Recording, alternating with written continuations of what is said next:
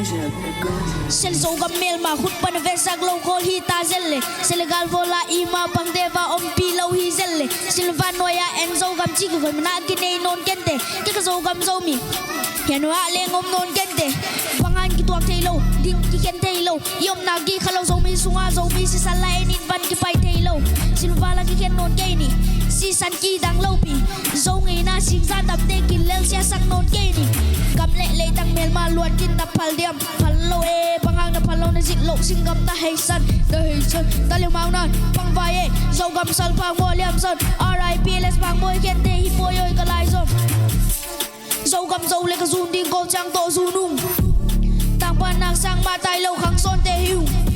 San chi man san chi luang ding mei te militan na sak tu Toang môi nam chi khen dia lom lâu zo lai pin Zo gam mel ma hut ban ve sak lâu khol hi ta zelle Senegal pola ima bang deva om pi lâu hi zelle Simran noya en zo gam chi ko na kinay non kente Kika zo gam zo mi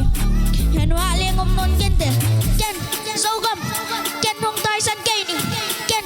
zo gam Ken hong tai san kay ni Ken zo gam Ken hong tai san kay ni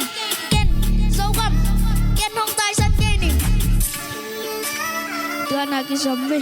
kitua kin pangni mabandi tupiye galhang kita me kitua nagi samme kitua kin pangni mabandi tupiye milma ki khat ma ni nam chiat phat pan pi ngai pan pi si angai le si pi kam ne nam sung wai tu sung dei tang na sia kin gal nu hong lu khat ni tum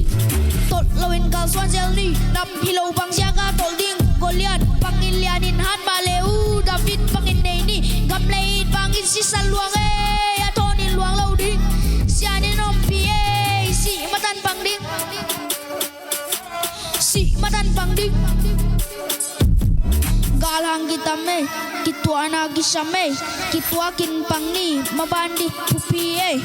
galang kita me kitua na gisame kitua kin pangni mabandi pupie ken zo gam ken hong tai san kay ni ken zo gam ken hong tai san kay ni